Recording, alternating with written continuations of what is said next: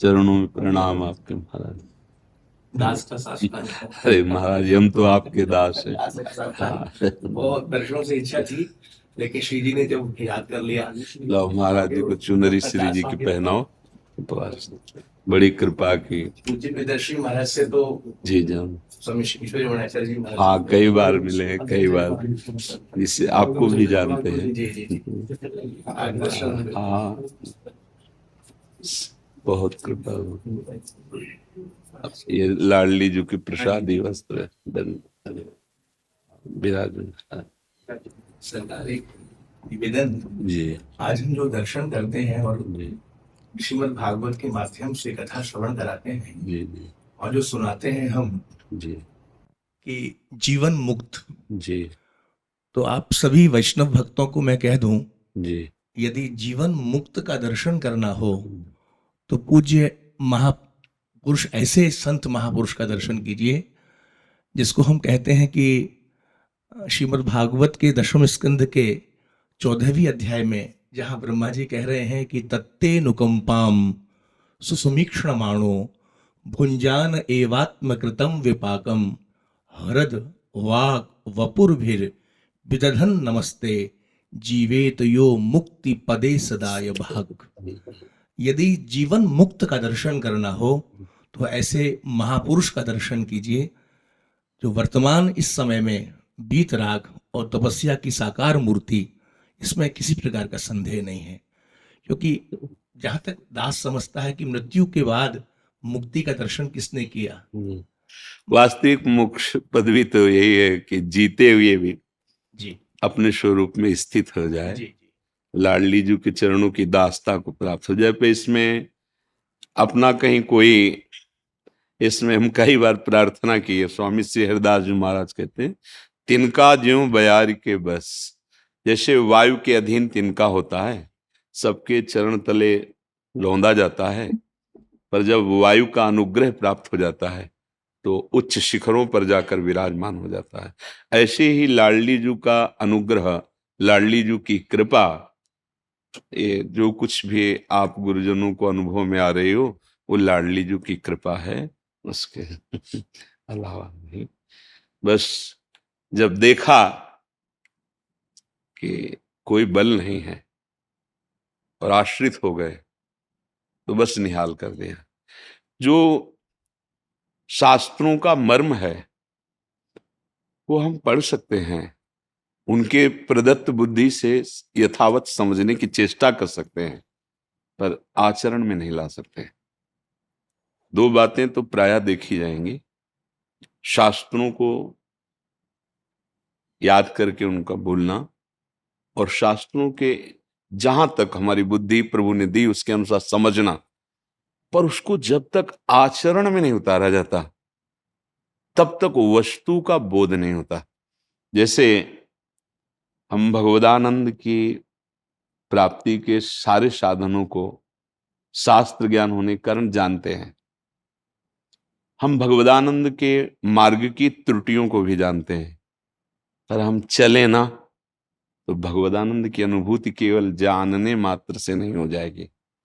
जैसे हम जान गए कि हम भगवान के अंश हैं, हम आत्मस्वरूप हैं, अब इसका अनुभव नहीं किया तो हम इसका प्रवचन करेंगे पर भगवदानंद की अनुभूति नहीं होगी। हमारे शास्त्रों में सदाचार का विशेष महत्व वर्णन किया गया है। एक ज्ञानी महात्मा प्रयागराज में आए हुए थे, पूज्य भाई श्री हनुमान प्रसाद पोद्दार जी महाराज अपने परिकर के साथ उनके समीप गए, तो उन्होंने जो कुछ देखा वो शास्त्र विरुद्ध था। भाई जी ने जो देखा, तो भाई जी ने उनसे पूछा, महाराज जी यद्यपि मुझे कोई संशय नहीं है, पर धर्माचरण में शास्त्र प्रमाण है, तस्मात् शास्त्रम प्रमाणम ते कार्याकार्य व्यवस्थितो। उस प्रमाण के अनुसार आप में ये जो निषिद्ध आचरण है, ये जो निषिद्ध संग है, वो आप सब आपके दर्शन करने आते हैं। तो महापुरुषों के वचन और उनके आचरण और उनके अंदर का संकल्प तीनों एक होता है। जो मन में वही वचन में वही आचरण में। अगर इसमें व्यतिक्रम दिखाई दे इसमें कुछ प्रतिकूलता दिखाई दे तो उन्हीं से समाधान करवा ले, नहीं तो दोष दर्शन हो जाएगा ना। मतलब आपके वचन से और आपके आचरण से बड़ी विपरीतता नजर आ रही है, और ये महापुरुष के लक्षण में बाधक है। जो मन में वही वचन में वही कर्म में, मन वचन कर्म एक, सो महात्मा। मन में कुछ और, वचन में कुछ और, आचरण में कुछ और, वही संशयात्मा, वही देहाभिमानी जीव कहा जाता है। बहुत अच्छी बात भाई जी ने कही कि हमें आप पे संशय नहीं है, लेकिन आपका जो आचरण है वो शास्त्र निषेध है। भाई जी ने देखा ऐसा, तो उन्होंने कहा कि आप हमसे तर्क कर लीजिए, आप हमसे जो ज्ञान का प्रश्न करना चाहते हैं कर लीजिए। वो ये जानते नहीं थे कि भाई जी क्या है। तो भाई जी ने कहा क्या ज्ञान का यही स्वरूप है? तो उनका बड़े बड़े ज्ञानियों को भी प्रारब्ध भोग भोगना पड़ता है, तो उनका प्रतिकूल और अनुकूल ये दोनों को आते हैं, संसारिक पुरुष को भी और ज्ञानी के भी शरीर में आते हैं, क्योंकि पूर्व रचा हुआ शरीर का विधान है। उसमें आए हुए अनुकूल भोगों को वो सार रहित दृष्टि, सुख बोध की भावना किंचन मात्र ना होना, नहीं स्वात्मा रामम विषय मृग तृष्णाम भ्रमयति, वो उसको त्यागता है, भोगता नहीं।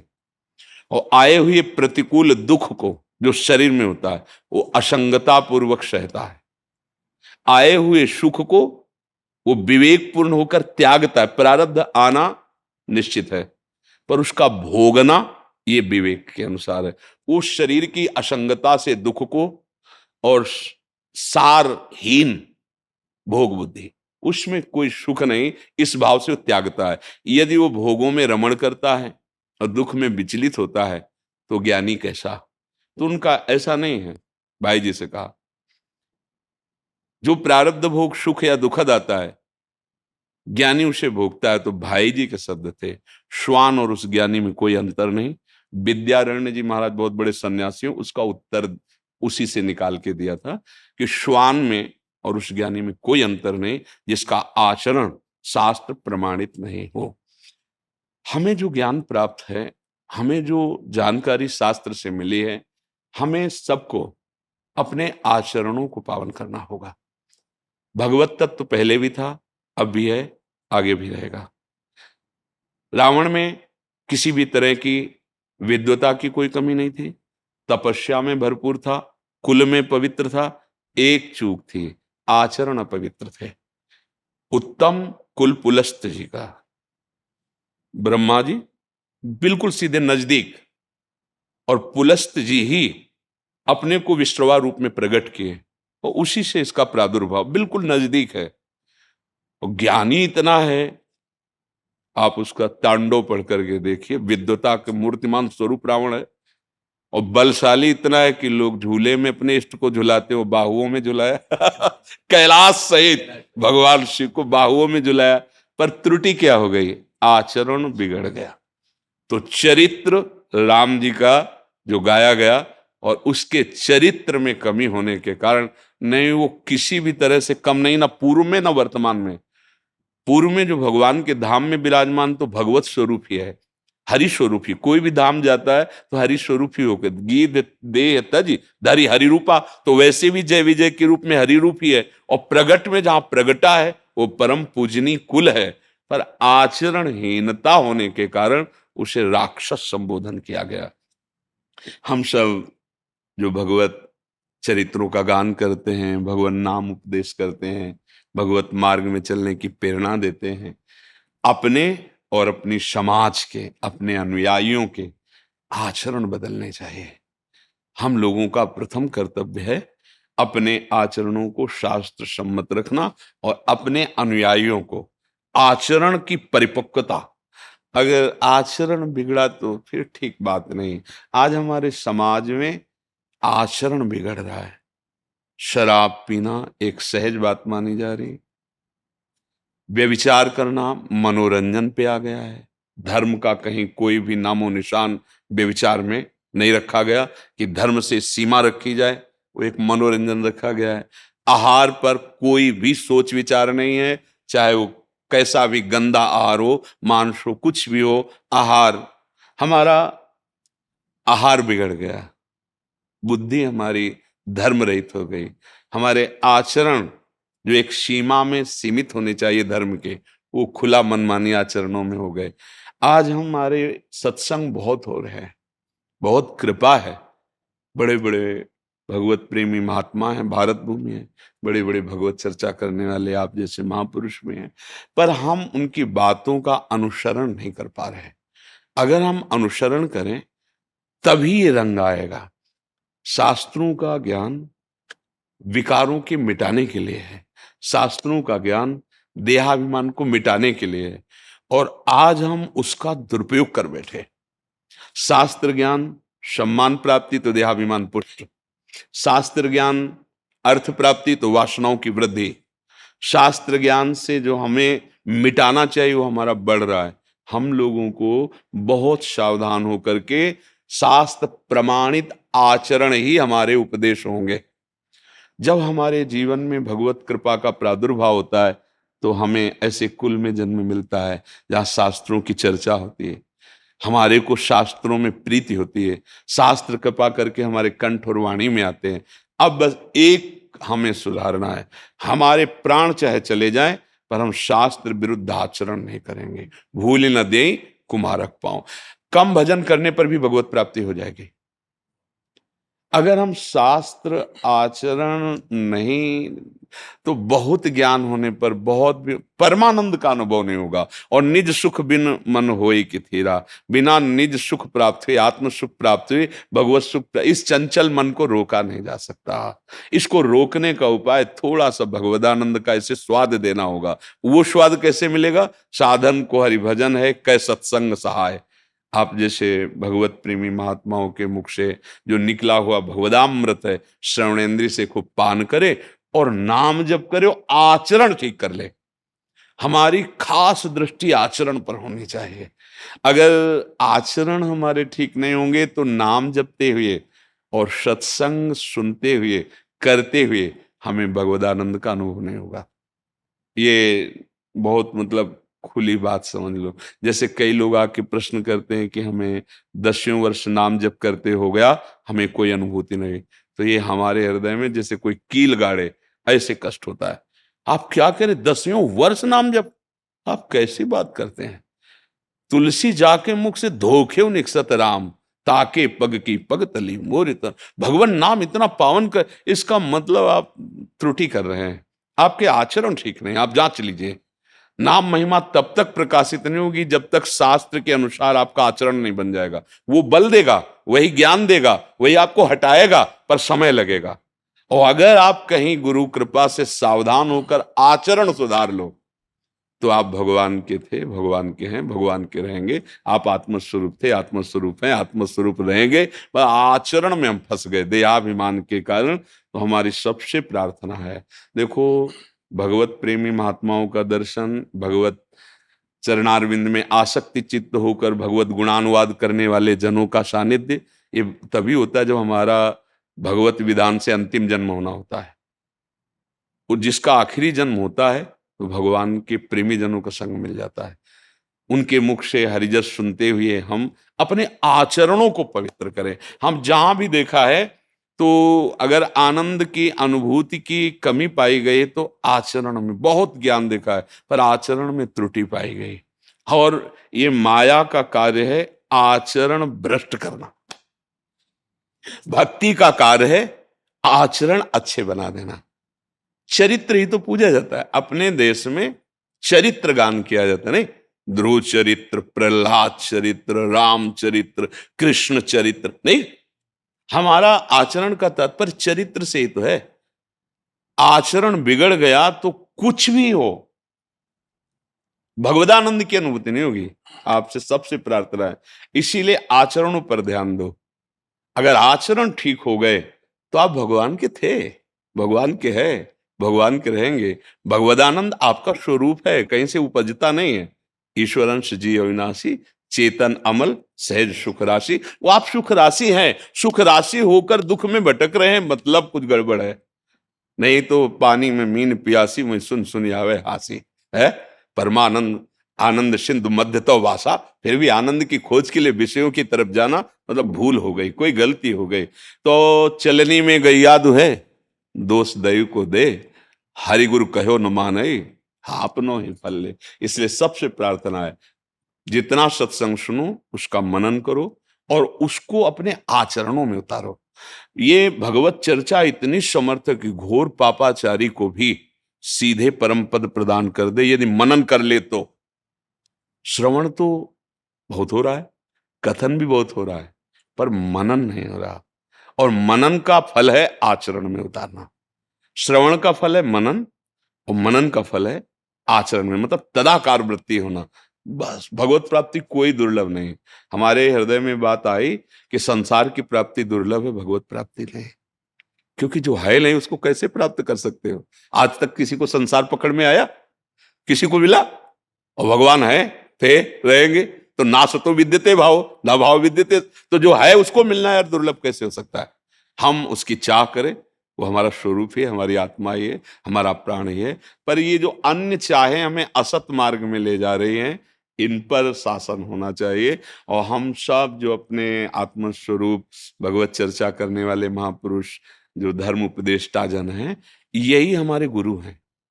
हम इन्हीं के आचरणों का अनुकरण करते हैं। जिससे आप सब जन हैं तो आपका उठना, आपका बैठना, आपका देखना, आपका बोलना, ये हमारी जन समाज में अनुकरणीय है। भले हम कैसे हैं, प्रभु जानते हैं हम जैसे हैं वैसे हैं, पर हमें प्रगट में किसी की श्रद्धा पर चोट पहुंच जाए, धर्म पर अश्रद्धा हो जाए, ऐसा हमारे द्वारा ना वचन निकलना चाहिए, ना हमारे द्वारा ऐसा आचरण होना चाहिए। हमारी स्थिति कैसी है हमारे प्रभु जानते हैं, लेकिन हमारे द्वारा हजारों का आचरण सुधरेगा, आचरण मंगलमय होगा। तो ये हम सब भगवत चर्चा करने वाले महाजनों से प्रार्थना करते हैं कि हमें बहुत सावधान है। हमारा जीवन अब हमारे लिए नहीं है, आपका जीवन केवल आपके लिए नहीं है, लाखों का जीवन आप है। आप जब लाखों लोगों को चर्चा सुनाते हैं तो उनके अमंगल और पाप का नाश करके उनको परमानंद की यात्रा, परमानंद प्रभु का अनुभव कराते हैं। उसके लिए हमें चाहिए कि हमारा एक भी शब्द हमारे स्वामी की अवहेलना करने वाला नहीं होना चाहिए। जैसे कभी कभी सुनने को मिलता है कि बड़े जनों के मुख से प्रभु के लिए ऐसा, तब लगता है क्या अभी तक जीवन कोरा ही रहा? आप हमारे प्रभु को नहीं जान पाए? आप प्रभु की त्रिगुणात्मिका माया में फंस गए? और आप तो त्रिगुणातीत प्रभु के गुणों का वर्णन करने वाले हैं। आप तो फिर आपके वचन ऐसे कैसे निकल गए जो हमारे प्रभु की अवहेलना करने वाले हो? इसका मतलब आप स्वयं नहीं जाने। तो अपने प्रीतम की हर वृत्ति परमानंद का अनुभव करने वाली होती है। बहुत सुंदर उदाहरण, जिस समय बलि जी ने अपना सर्वस्व भगवान को दिया, बहुत मतलब ऐसा हृदय में धारण करने योग्य बात है, अद्वितीय। देखो प्रभु ने सब ले लिया और कहा बांधो इसको, वरुण पास में बांधो। ये मतलब आराध्य के प्रति कितना हमारा पवित्र भाव होना चाहिए, मंगल भाव होना चाहिए। और कहा अब बता तीसरा पग कहां पूर्ण करेगा? तो अगर सिद्धांत से देखे तो भ्रकुट चढ़ जानी चाहिए बलि जी की। भाई नपना दिखाओ इतना बड़ा, फैला लिया ब्रह्मलोक तक। ऐसा नहीं बोला, नहीं बोला। ये कहा प्रभु अभी तुमने आपको प्रणाम भी नहीं किया। हमारे हाथ बंधे हुए हैं, हम जैसे प्रणाम करना चाहिए वैसे प्रणाम, करुणा निधान, पहले हमारा प्रणाम स्वीकार कीजिए। और नाथ अभी तो संपत्ति नापी है, संपत्तिवान तो अभी बकाया है ना, अपना चरण तो आप हमारे बिक गए भगवान, है ना। हम भगवान का यश गाते हैं और भगवान पर प्रश्नवाचक चिन्ह लगा दें, बहुत हृदय दुखता है। इसलिए प्रार्थना सबसे है कि हमारी स्थिति क्या है भगवान जानते हैं, पर हमारे वचन से हमारी समाज की स्थिति आस्तिकता में बढ़ती जाए, प्रभु की तरफ हमारी श्रद्धा। क्योंकि प्रभु को वस्तुतः जो जान गया है वो इस त्रिगुणात्मिका माया के खेल से ऊपर उठ जाता है। ये त्रिगुणमयी माया का खेल एक जादू का तमाशा है, सच्ची मानिएगा। जब वो अनुभव भगवान कराएंगे, भगवान के सिवा न यहाँ कोई वस्तु है, न यहाँ कोई व्यक्ति है, न यहाँ कोई घटना है, न यहाँ कोई कर्म है। जब ज्ञान वास्तविक हो जाता है तो ईशावास्यमिदं सर्वम यत्किंच जगत्याम जगत वासुदेवा सर्वम मत्तः परतरम नान्यत् सर्वान वस्तुतया निरीक्ष परम स्वाराध्य बुद्धिर्मम, ये अनुभव हो जाता है।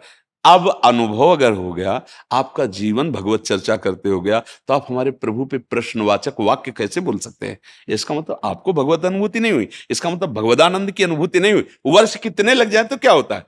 चांगदेव तो 1400 वर्ष का था और महान चमत्कारी था, सिंह पर बैठ करके और सांप की चाबुक लेके गया था। तो ज्ञानदेव जी तो अभी बालक ही थे, पर उनके ज्ञान के आगे उसका सब। ये बात समझनी कि हमारे आराध्य देव का यशवर्धन हमारी वाणी से हो, आराध्य देव के चरणों में प्रीति हो और हमारे आचरणों का अनुकरण करके हमारे जो अनुयायी जन हैं वो प्रभु को प्राप्त हो, परमानंद को प्राप्त हो, और हम सब भगवत प्राप्त हैं। कैसे? सबके हृदय में भगवान है, शास्त्र कहता है, वेद कहते हैं, शास्त्र शीर्षा पुरुषा शास्त्र साक्षात शास्त्रपात सबहु विग्वं सर्वतस प्रत्वात तिष्ठत दशांगुलम नापो।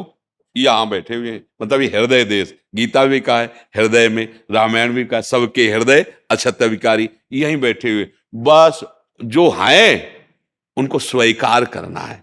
पूरी गीता सुनने के बाद अर्जुन जी को कुछ और नहीं मिला। बोले नष्टो मोहा स्मृतिर्लब्धा, जिसे हम भूले थे उसकी याद आ गई है। बस स्मृति ही भगवत प्राप्ति है, अखंड स्मृति। माया का काम है भगवत विस्मृति करा करके नानात्व का स्मरण कराना, भक्ति का कार्य है नानात्व का विस्मरण करवा करके प्रभु की स्मृति में तन्मय कर देना। भक्ति का स्वरूप ब्रह्म नहीं, माया नहीं, नहीं जीव नहीं काल, अपनी सुधि ना रही एक रहे नंदलाल। कान भय प्राण में, प्राण भय कान में, ही में न जान पड़े कान है कि प्राण है। बस हम सब भगवत प्राप्त हैं।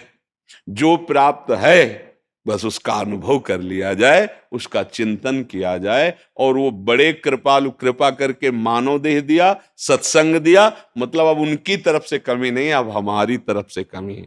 हम अपने आचरणों को शास्त्र संयम में रखते हुए भगवत प्रेमी महात्माओं के द्वारा गाए हुए जो भगवद यश है उसके अनुसार चिंतन मनन करते हुए आचरण सुधारे। निश्चित इसी जन्म में इन्हीं नेत्रों से भगवान सा एक ने प्रश्न किया था, क्या इन नेत्रों से हम ऐसे प्रभु को देख सकते हैं जैसे आपको? तो आप तो बहुत दूर हैं, बहुत नजदीक, इतना नजदीक कि वो नेत्रों में समा जाते हैं, वो नेत्र ही बन जाते हैं। जित देखूं तित श्याममयी, जड़ चैतन्य कछु नहीं दिखत, जित दिखत तित श्याम खड़े, प्रिय मूर्ति नयनन बसय तेही रसदाय समान। ये कोई कठिन बात नहीं जैसे दिमाग में बैठा लिया जाए भगवत प्राप्ति कठिन। ये कठिन है भोगों का त्यागना, कठिन है अधर्माचरणों की रुचि का त्यागना। इसको त्याग दो तो हृदय देश में भगवान मुस्कुराते हुए बैठे अनुभव हो जाएगा। और उसका उपाय बहुत सहज सरल है। ये जो भगवत गुणानुवाद महाजन गा रहे हैं इसको ध्यान से सुनो और मनन करो और अपने आचरणों में उतारो। सब महान की वही अंश है जो यहाँ है, जो यहाँ है वही सब में है। बस हम अपने को भूल कर विषयों में लग गए, इसलिए हमारी स्थिति में ऐसा आने लगा कि भाई भजन साधन तो संतों का कार्य है या तपस्वियों, हम तो गृहस्थ है, हमारा कार्य केवल भोग भोगना, यही भ्रम मिटाना है। आप न गृहस्थ हो, न कोई विरक्त है, न कोई स्त्री है, न पुरुष है, हरि का अंश है। बस ये बात समझकर हरि को प्राप्त कर ले तो बस समुद्र की वायु विकार वृत्ति हटी तो तरंग नाम की कोई चीज नहीं। समुद्र ही था, समुद्र ही है, समुद्र ही रहेगा। जीव भगवत स्वरूप है, माया विकार से युक्त होने के कारण, प्रभु से विमुख होने के कारण नानात्व में महादुख भोग रहा है।